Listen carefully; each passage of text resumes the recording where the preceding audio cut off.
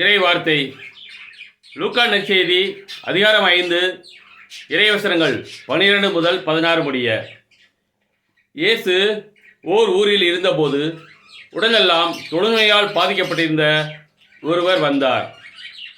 அவர் இயேசுவை கண்டு அவர் காலில் விழுந்து, ஆண்டவரே, நீர் விரும்பினால் எனது நோயை நீக்க உம்மால் முடியும் என மன்றாடினார்.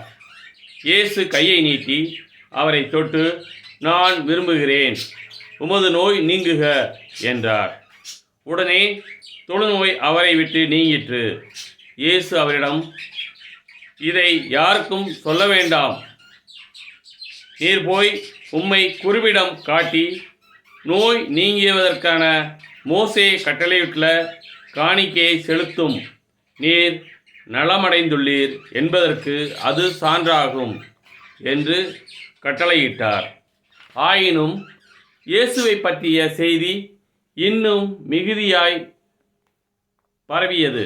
அவரது சொல்லை கேட்கவும் தங்கள் நோய்கள் நீங்கி நலம் பெறவும் பெருந்திரளான மக்கள் அவரிடம் கூடி வந்து கொண்டிருந்தார்கள்.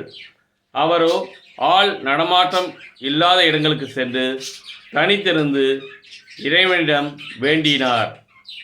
கிறிஸ்துவின் நற்செய்தி.